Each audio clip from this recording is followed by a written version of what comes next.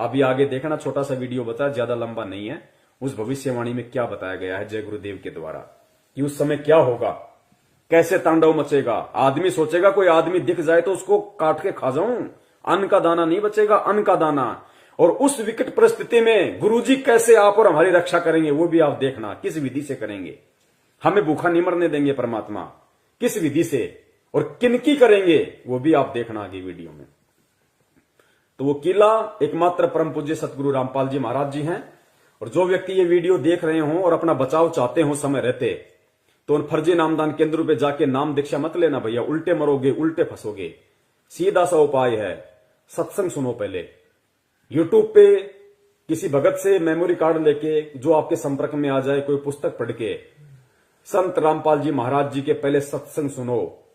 अगर उनके आने तक आप सत्संग भी सुनते रहोगे और सत्संगों के माध्यम से वो जो नियम बताते हैं, जो बुराइयां छोड़ने के लिए कहते हैं, उनको आप छोड़ दोगे, आपका बाल विवाह का नहीं होगा, बाल विवाह का।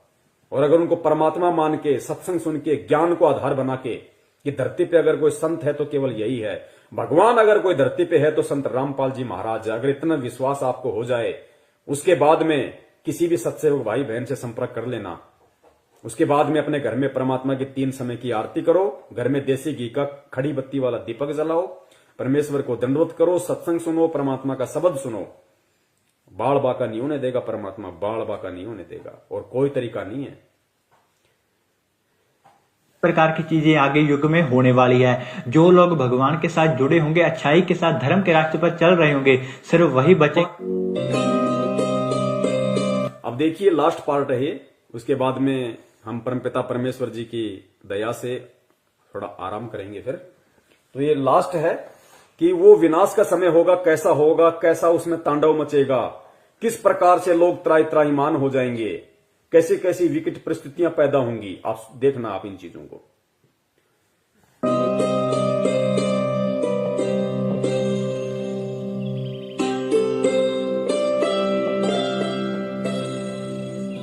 मैं सिर्फ बताता जाऊंगा, आपने सुनते जाना है।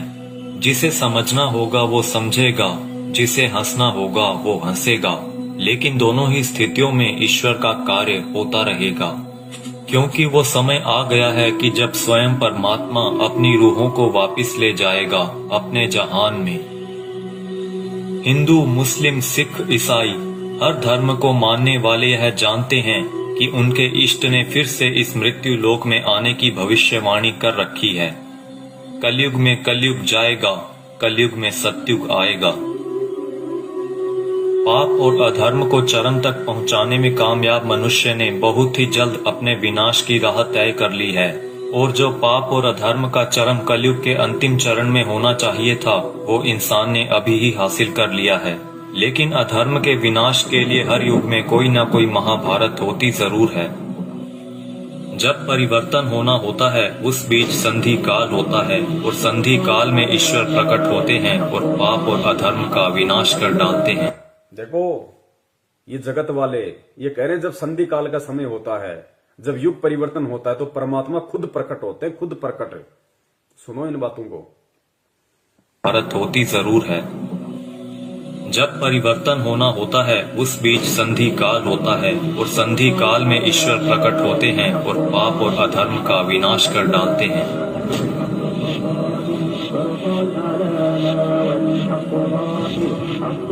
यह वीडियो वो लोग जरूर देखें जिनका परमात्मा में पूर्ण विश्वास है।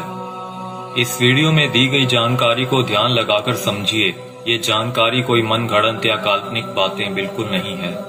ओडिशा में 400 साल पहले अच्युतानंद जी द्वारा भविष्य मालिका की रचना की गई थी। अच्युतानंद जी को भगवान श्री कृष्ण के परम सखा सुदामा का पुनर्अवतार माना गया है, जिसमें उन्होंने कलयुग के खत्म होने की भविष्यवाणी की है, जो कि गणनानुसार आने वाले कुछ वर्षों में हो सकता है। इसमें उन्होंने परमात्मा के प्रकट होने से पहले भारत के जो अंतिम प्रधानमंत्री होंगे उनके बारे में भी बताया है, और जो गुण बताए हैं वो वर्तमान के प्रधानमंत्री से मेल खाते हैं। यानी लोकतांत्रिक भारत के अंतिम प्रधानमंत्री होंगे श्री नरेंद्र मोदी, और उसके बाद होगा उस ईश्वर का प्रकट होना, और पूरे भारत में मिलिट्री शासन होगा, या कहें राजतंत्र कायम हो। अंतिम प्रधानमंत्री नरेंद्र मोदी होगा, पूरे देश में मिलिट्री शासन होगा, उसके बाद प्रकट होगा कौन? परम पूज्य सतगुरु रामपाल जी महाराज जी उसके बाद पूरी दुनिया के सामने आएंगे।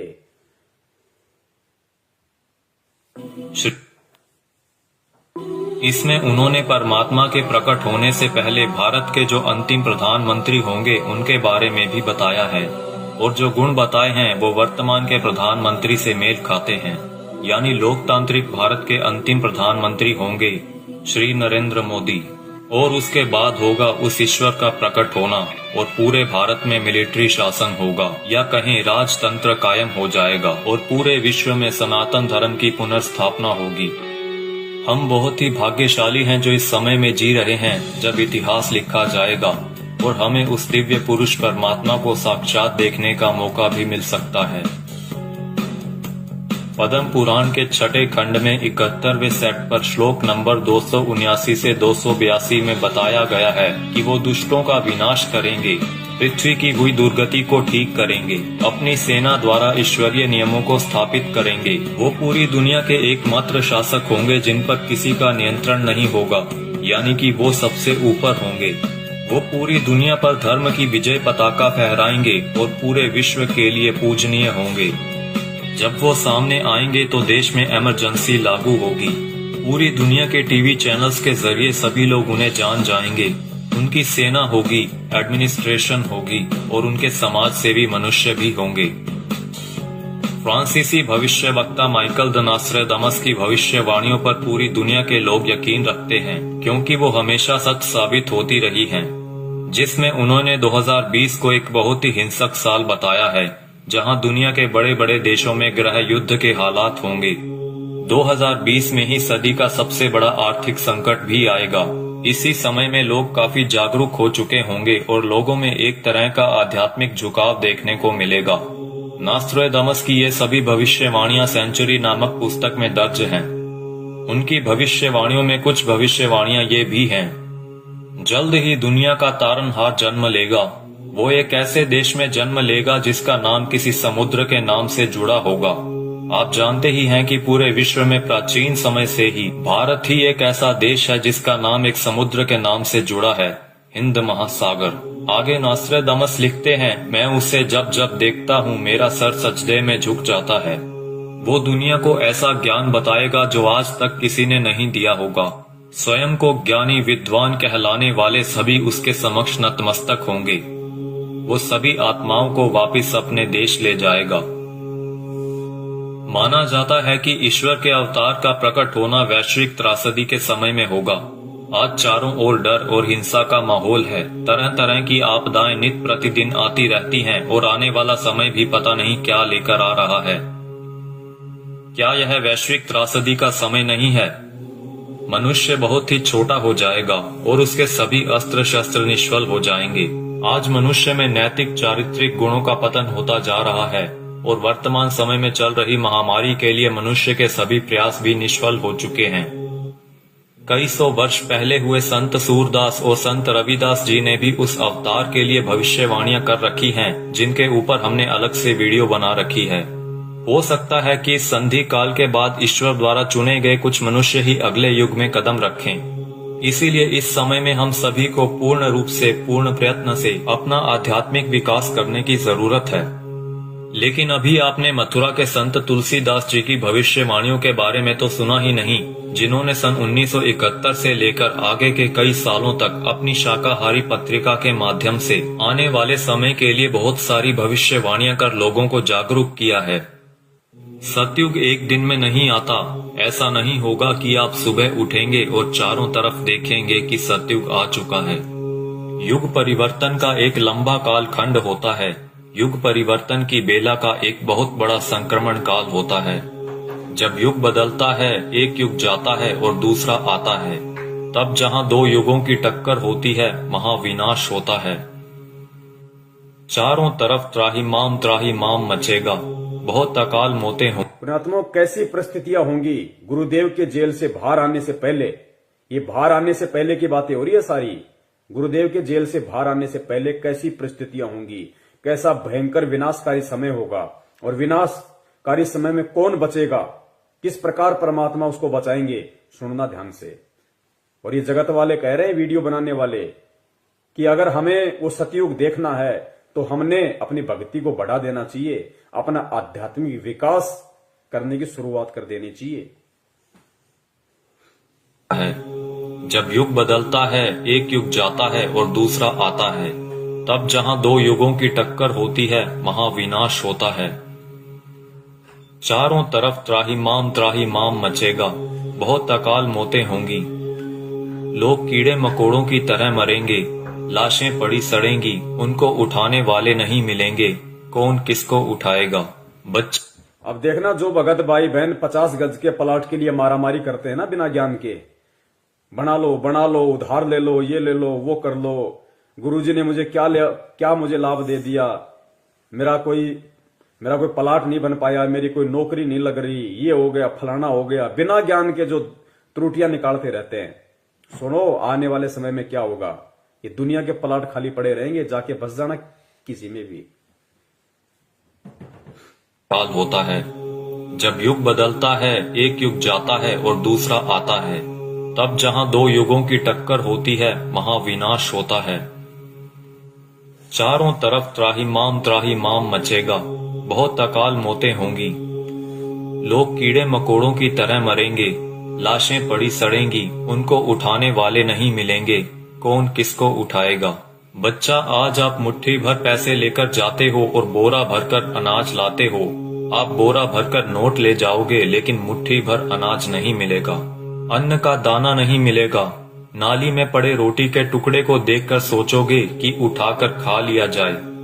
अन्न का दाना नहीं मिलेगा, नाली में पड़े हुए रोटी के टुकड़े को देखकर सोचोगे कि खा लिया जाए, वरना मरेंगे। उस समय में परमात्मा क्या करेगा अपने भगत के साथ, जो वर्तमान में उनको परमात्मा मान के मर्यादा में रह के भक्ति कर रहा होगा। आगे देखना, कौन किसको उठाएगा। बच्चा, आज आप मुट्ठी भर पैसे लेकर जाते हो और बोरा भरकर अनाज लाते हो। आप बोरा भरकर नोट ले जाओगे, लेकिन मुट्ठी भर अनाज नहीं मिलेगा, अन्न का दाना नहीं मिलेगा। नाली में पड़े रोटी के टुकड़े को देखकर सोचोगे कि उठाकर खा लिया जाए। ऐसा भयावह वक्त आएगा कि एक इंसान दूसरे इंसान को देखकर सोचेगा कि कब मौका मिले तो उसको काट कर खा जाऊं। भाई भाई आपस में जान के दुश्मन बन जाएंगे, परिवार में झगड़ा झंझट, जाति जाति में झगड़े, समाजों में भीषण टकराव होंगे। मुल्क जाति में झगड़े, समाज में भीषण टकराव। दास ने बहुत समय पहले परमात्मा की दी हुई बुद्धि से एक पंपलेट बनाया था कि ये जो हिंदुस्तान में जो ये जगह जगह जो ये संगठन पैदा हो रहे हैं, हिंदू सेना, हिंदू युवा वाहिनी, राजपूत करणी सेना, भीम सेना, शिव सेना, बजरंग दल, ये बारूद के बम हैं, ये फटेंगे आने वाले समय में। आपस में ये जो कह रहे हैं ना कि जाति जाति की दुश्मन हो जाएगी, समाज एक दूसरे के दुश्मन हो जाएंगे, ये बारूद के बम हैं जो तैयार हो रहे हैं। सरेआम तलवारें और बंदूकें लहराते हैं कि हमारा भगवा, हमारा ये, हमारा वो। ये देखना, ये त्राई मान मचेगा, गृह युद्ध। का मिले तो उसको काट कर खा जाऊं। भाई भाई आपस में जान के दुश्मन बन जाएंगे, परिवार में झगड़ा झंझट, जाति जाति में झगड़े, समाजों में भीषण टकराव होंगे। मुल्क आपस में टकरा जाएंगे, बहुत जनहानि होगी। इतने लोग मारे जाएंगे कि 15-15 कोस पर दिए जलते दिखाई देंगे। दूर दूर तक मकान खाली पड़े रहेंगे, उनमें रहने वाला कोई नहीं मिलेगा। जो बच जाएंगे और कहीं से कोई भटकता हुआ आ जाएगा तो कहेगा कि आप यहीं रह जाइए, साथ हो जाएगा। कई छोटे बड़े देश दुनिया के नक्शे से इस तरह गायब हो जाएंगे जैसे वो कभी थे ही नहीं। अभी आपने क्या देखा है? सूखा, अकाल, भूखमरी, बीमारियां, कोलाहल, कोहराम, बाढ़, महामारी। अभी आपने कुछ नहीं देखा, वो आगे आ रहा है। उसके एक वार से 200-200 गांव खत्म हो जाएंगे। बड़े बड़े शहरों का नामो निशान तक मिट जाएगा। ऐसी बीमारियां आएंगे कि डॉक्टर जिनका नाम तक नहीं जानते, वो कहेंगे हमने ऐसा पहले कभी नहीं देखा। ऐसी भयावह बीमारियां होंगी कि डॉक्टर अस्पताल से भाग खड़े होंगे, कहेंगे हमारे पास इसका कोई इलाज नहीं है। आप समझते हो सतयुग ऐसे ही चुपचाप चला आएगा? भयावह विनाश लीला के बाद जो मुट्ठी भर लोग बचे रहेंगे वो सतयुग का नया सूरज उगता हुआ देखेंगे। भयंकर विनाश के बाद में जो मुट्ठी भर लोग बचेंगे वो सतयुग का नया युग देखेंगे। वो पुण्यात्माएं होंगी जो भक्ति करेंगी, जो गुरु जी के चरणों में लगी रहेंगी, जो किसी भी पाखंडी नकली गुरु धर्म गुरु के कहने पे उनकी वाणियों का उल्टा सीधा अर्थ बता बता के पाखंडी, जैसे वो मदन पंथ में कौन है वो नालायक, ऐसे लोगों के कहने से, उनके बहकाव में आने से जो अपने गुरु के प्रति अपनी श्रद्धा को खत्म कर देंगे, विश्वास को खत्म कर देंगे, शक और शंका की दृष्टि से अपने गुरु को देखने लगेंगे, भक्ति और ज्ञान को देखने लगेंगे, वो आने वाले सतयुग का स्वागत नहीं करेंगे, वो नहीं बचेंगे उस समय तक। का नाम तक नहीं जानते, वो कहेंगे हमने ऐसा पहले कभी नहीं देखा। ऐसी भयावह बीमारियां होंगी कि डॉक्टर अस्पताल से भाग खड़े होंगे, कहेंगे हमारे पास इसका कोई इलाज नहीं है। आप समझते हो सतयुग ऐसे ही चुपचाप चला आएगा? भयावह विनाश लीला के बाद जो मुट्ठी भर लोग बचे रहेंगे वो सतयुग का नया सूरज उगता हुआ देखेंगे और सतयुग की अगवानी के साक्षी बनेंगे। मुझे जो करना था मैंने अपना काम कर दिया है, अब कुदरत अपना काम करेगी। आने वाले समय में यूएनओ भारत में चलेगी, सुरक्षा परिषद भारत में आएगी, विश्व का न्याय भारत में होगा, देश और दुनिया का तख्ता पलट होगा, छोटे छोटे राष्ट्रों का भारत में विलय होगा, देश में प्राकृतिक और दैवीय प्रकोपों से भारी जनहानि होगी, 20 करोड़ लोग एक झटके में लापता हो जाएंगे, आबादी बहुत ही कम रह जाएगी। भारत की बहुत कम आबादी होने पर भी भरपेट खाना नहीं मिलेगा, इतने कष्ट आएंगे कि लोगों की कचूमर निकल। भारत की बहुत कम आबादी बचेगी, कहते हैं उसके बाद भी भरपेट खाने के लिए भोजन नहीं बचेगा लोगों के पास में, ठीक कम रह जाएगी। भारत की बहुत कम आबादी होने पर भी भरपेट खाना नहीं मिलेगा, इतने कष्ट आएंगे कि लोगों की कचूमर निकल जाएगी। चारों तरफ विश्व युद्ध होगा, कीटाणु बमों का प्रयोग किया जाएगा, एक सफेद पोशाकधारी ही युग परिवर्तन का कारण बने। बंदी छोड़ सतगुरु रामपाल जी महाराज की जय हो। एक सफेद पोशाकधारी, क्योंकि ये जितने भी भविष्य वक्ता हैं विदेशी, ये जो परमेश्वर को देख रहे हैं, उस अवतार को देख रहे हैं, ये गुरु जी के वर्तमान रूप को देख रहे हैं। एक सफेद पोशाकधारी जिसका गौर वर्ण होगा, चरम विहीन पादुकाएं होंगी, मस्तक पे अर्धचंद्र का निशान होगा, ये सतगुरु रामपाल जी महाराज जी के वर्तमान रूप को देख रहे हैं। अपनी भविष्यवाणियों में उन्होंने वर्तमान समय को उन्होंने देखा था। एक सफेद पोशाकधारी ही युग परिवर्तन का कारण बनेगा। मिलेगा। और रूपानंद कह रही है कि वो उत्तराखंड में है, साधु संत है। यहां तो लाल कपड़े वाले हैं सारे, गले में मोटी मोटी रुद्राक्ष की मालाएं पहने बैठे हैं। कोई मुंडित है, कोई चंडित है, कोई जटाधारी है, कोई लंगोटाधारी है। सफेद पोशाकधारी तो केवल परम पूज्य सतगुरु रामपाल जी महाराज है। आबादी बहुत ही कम रह जाएगी। भारत की बहुत कम आबादी होने पर भी भरपेट खाना नहीं मिलेगा, इतने कष्ट आएंगे कि लोगों की कचूमर निकल जाएगी। चारों तरफ विश्व युद्ध होगा, कीटाणु बमों का प्रयोग किया जाएगा, एक सफेद पोशाकधारी ही युग परिवर्तन का कारण बनेगा। आप शीघ्र अतिशीघ्र उस आध्यात्मिक शक्ति के साथ जुड़ जाएं तो आपका बचाव होगा।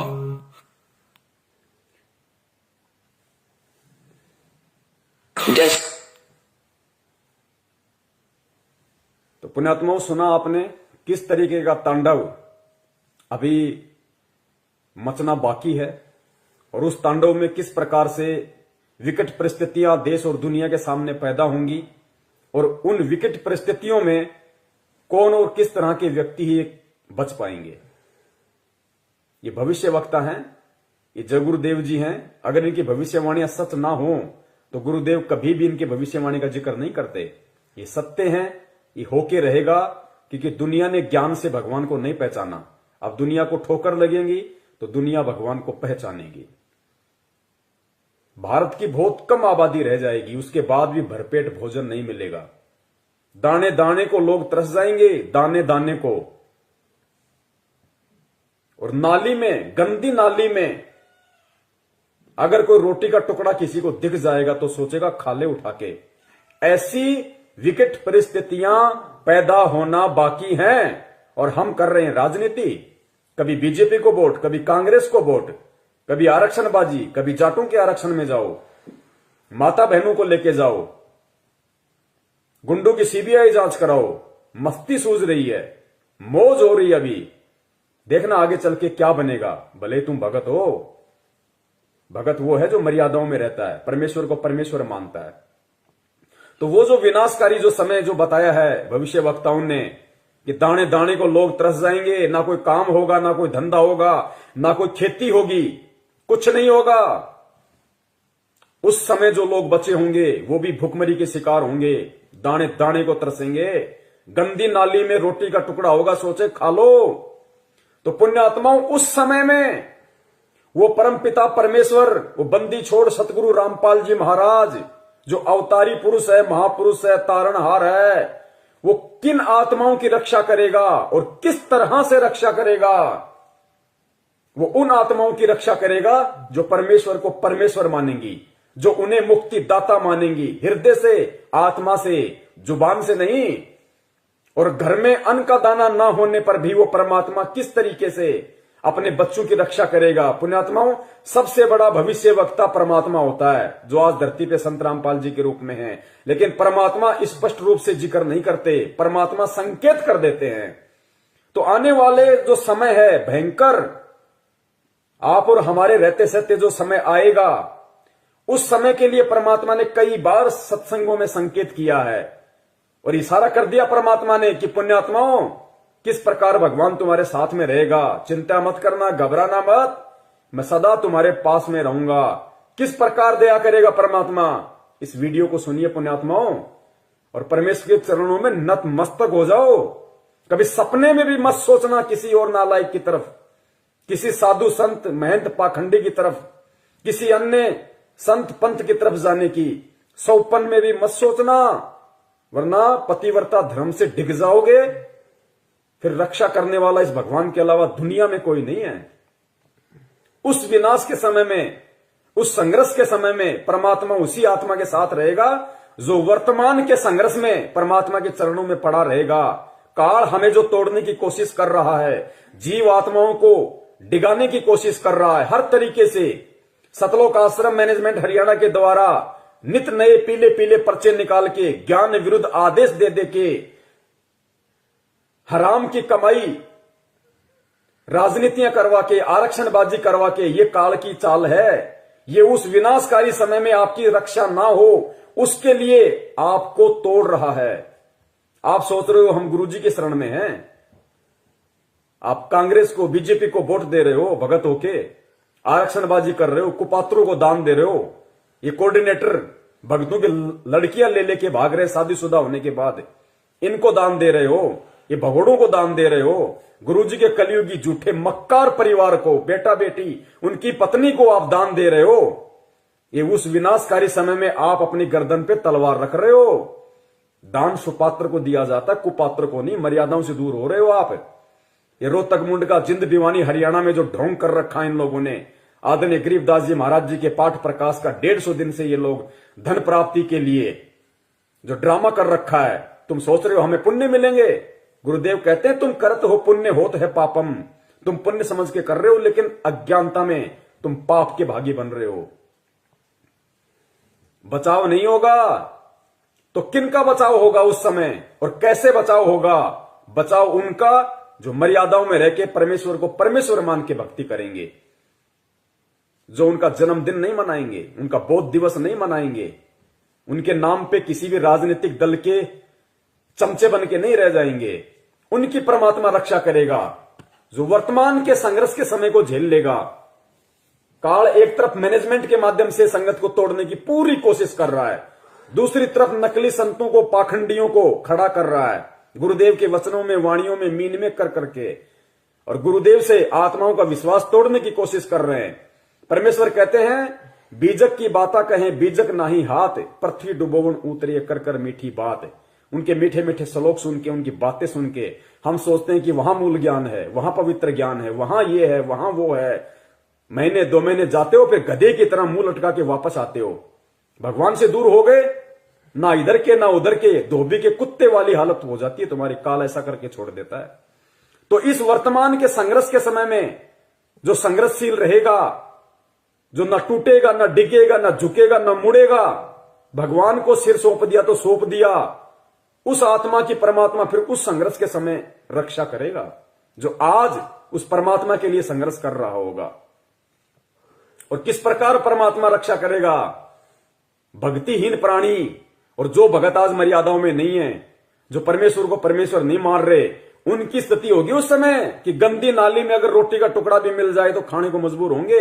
और जो भगत होंगे, जो सत्सेवक होंगे, सच्चे सेवक होंगे परमात्मा के, उनकी परमात्मा कैसे रक्षा करेगा? सुनो गुरुदेव के मुख कमल से। जैसे दास बार बार आपको कथा सुनाता है कि जिस समय परमात्मा के नाम से झूठी चिट्ठी लिख दी थी कबीर जी के नाम से, और 18 लाख प्राणी साधु संत आगे थे।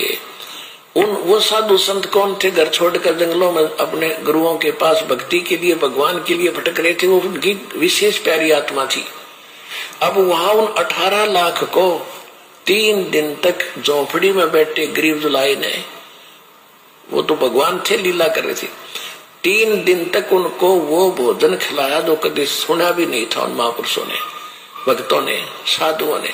और सोना की मोहर दी और दोहर दी और छक्के हलवा पूड़ी कचौड़ी जलेबी छक खावत छा बखावत दिन में भूखे मरे थे, मेरे भुगड़े खानिए थे होते।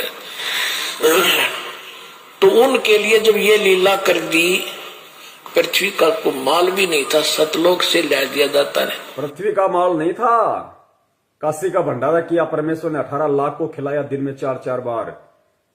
इस पृथ्वी लोक का नहीं था, वो सतलोक से लाए थे परमात्मा। और फिर आगे देखना पुण्यात्माओं, किस प्रकार उस विनाश के समय में जब ऐसी संकट पैदा होगा, ऐसी विकट परिस्थितियां पैदा हो जाएंगी, क्योंकि गुरुदेव तो परमेश्वर है, अंतर्यामी है, उनको तो पता है उस विनाश के समय का।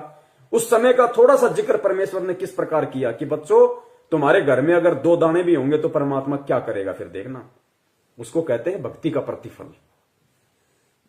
मेरे भुगड़े खानिए थे होता है।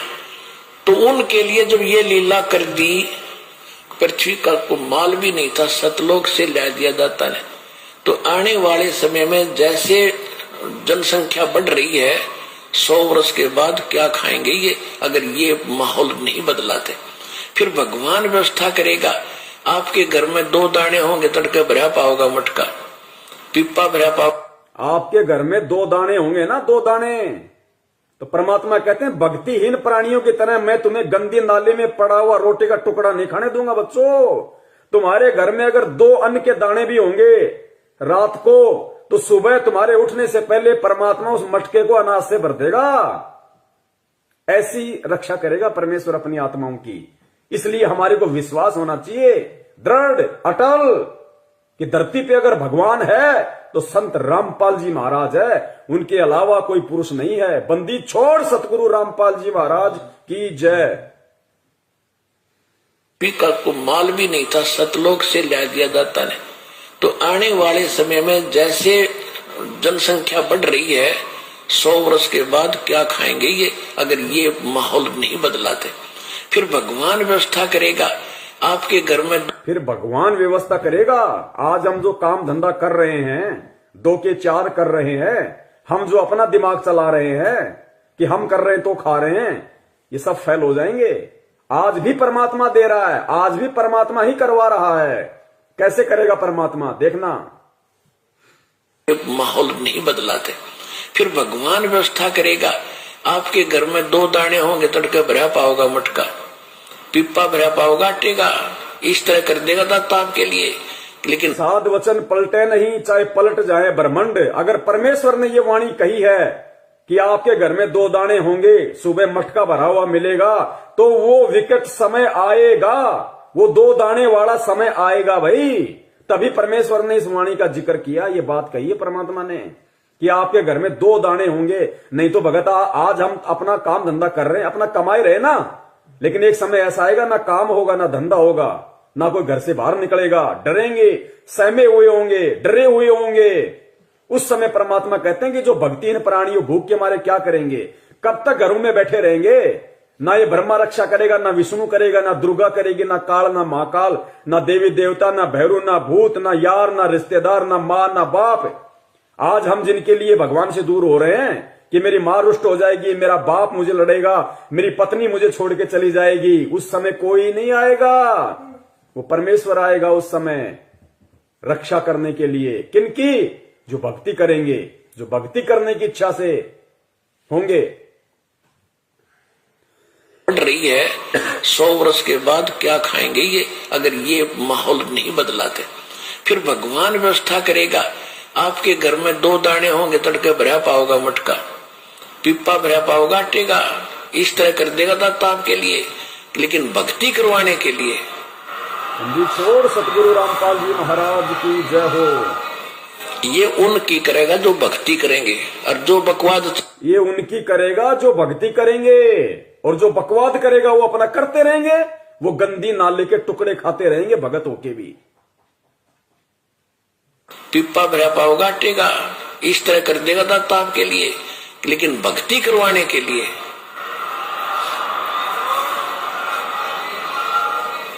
ये उनकी करेगा जो भक्ति करेंगे, और जो बकवाद चाहोगे वो अपना करते रहियो।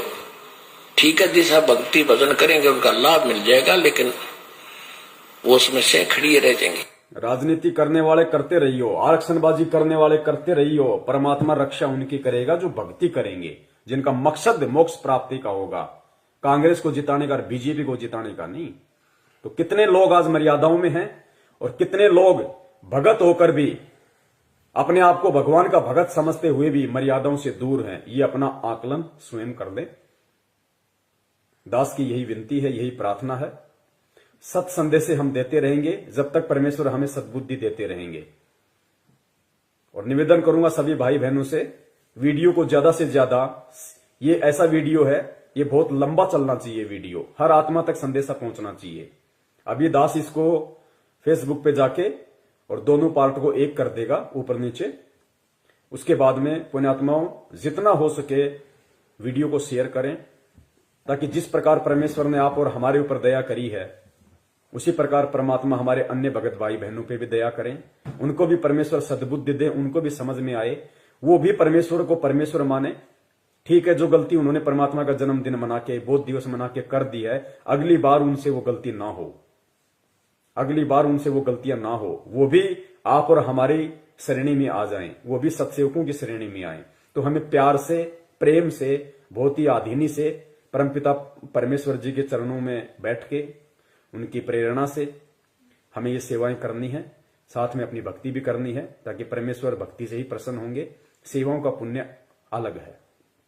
तो पुण्यात्माओं, परमेश्वर दया करें, हम यही उनसे विनती करेंगे बारंबार उनके चरणों में दंडवत करते हुए कि परमात्मा साध संगति के लिए आप हम सत्सेवकों को लाइव शंका समाधान प्रोग्राम से जोड़े रखिए। आप इसी प्रकार हमारे सभी भाई बहनों का, हम एक दूसरे का इसी प्रकार भक्ति में विश्वास बनाए रखिए। हमारे अंदर वो दृढ़ता, वो विश्वास आप जी पैदा कीजिए, ताकि परमात्मा सपने में भी हम अपने पतिव्रता धर्म से दूर ना हो सकें। हम आपके चरण कमलों से परमात्मा सुई के नोक जितने भी दूर ना हो। और परमेश्वर यदि हमारा ऐसा कोई दुर्भाग्य, हमारा ऐसा कोई कुसंस्कार यदि हमारी ही किसी मूर्खता और गलती के कारण आना भी हो, तो परमात्मा उसी समय हमारी जीवन लीला समाप्त कर देना, और अगला जन्म परमात्मा उस समय देना जब आप हमारा मोक्ष कर सको, हमें सतलोक पहुंचा सको। बंदी छोड़ सतगुरु रामपाल जी महाराज की जय हो। सत साहेब।